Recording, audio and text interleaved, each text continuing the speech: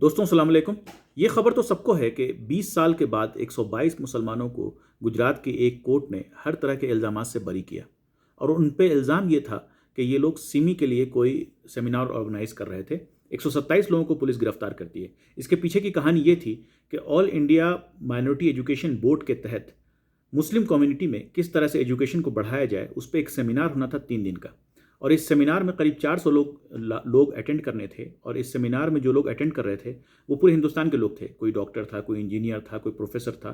तो basically educated लोगों का एक सेमिनार था और मकसद था एजुकेशन को डिस्कस करना। और अचानक पुलिस 127 लोगों को अरेस्ट करती है और उस पर यह इल्ज़ाम लगाती है। लेकिन कोई सबूत न मिलने की वजह से 20 साल के बाद उन लोगों को जो है बाइज्जत हर तरह के इल्ज़ामात से बरी किया गया। लेकिन इस 20 साल में लोगों की ज़िंदगियां बदल गईं। 5 लोगों की मौत हो चुकी थी।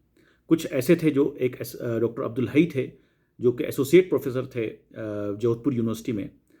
वो हर महीने में 2 बार आते थे सूरत, जोधपुर से अपनी जो है हाजिरी लगाते थे पुलिस में। इस तरह से कई लोगों की ज़िंदगियां जो है बर्बाद कर दी इस केस ने। खैर, इस कहानी को बताने का मकसद ये है कि मैं आपसे 2 सवाल पूछता हूँ। क्या इससे मुस्लिम कम्युनिटी को कोई सबक मिलता है? मेरा जवाब है जी, बिल्कुल मिलता है। इससे सबक ये मिलता है माइनॉरिटी कम्युनिटी को कि आप एजुकेशन के लिए मीटिंग बुलाएं, आप सेमिनार करें, आप हेल्थ इश्यूज़ को डिस्कस करें, आप हिंदू मुस्लिम को कैसे क्लोज लाया जाए, आप इस पर भी कोई डिस्कशन करें।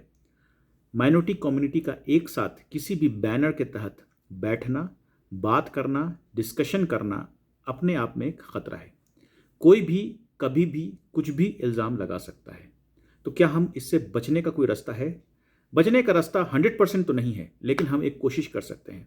कोशिश ये कर सकते हैं कि हम टेक्नोलॉजी का इस्तेमाल कर सकते हैं। कोई भी मीटिंग हो, किसी भी मकसद से कोई मीटिंग, खास करके जब माइनॉरिटी कम्युनिटी जब कोई मीटिंग कर रही हो, उस मीटिंग की पूरी रिकॉर्डिंग रखिए।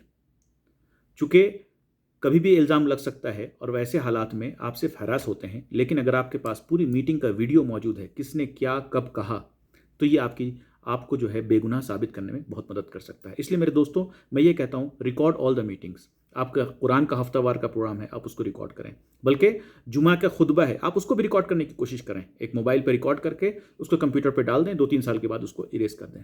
क्योंकि वक्त की ज़रूरत यह है कि हम कोई भी चीज़ बिना रिकॉर्ड के ना करें और हर चीज़ को रिकॉर्ड करें। इवन जूम मीटिंग लोग करते हैं आजकल, बहुत सारी चीज़ों को डिस्कशन करने के लिए जूम मीटिंग होता है। जूम मीटिंग को भी बहुत ज़रूरी है कि उसको रिकॉर्ड किया जाए। ये जो दिशा रवि को जो पुलिस ने अभी अरेस्ट किया था कुछ दिनों पहले, सेडिशन लॉ उनके ऊपर लगा था, उसकी 2 जो है उसके ऊपर इल्ज़ाम थे। एक तो ये था कि टूल किट को उसने वो किया था, शेयर किया था।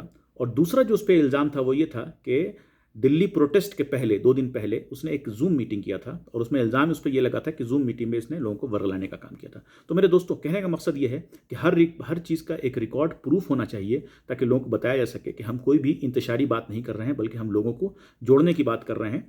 इसलिए कि वक्त जो है थोड़ा सा नाजुक है, इसलिए हमें जो है एहतियात बरतना बहुत ज़रूरी है। इसलिए बस मकसद ये है, रिकॉर्ड ऑल द मीटिंग्स। शुक्रिया।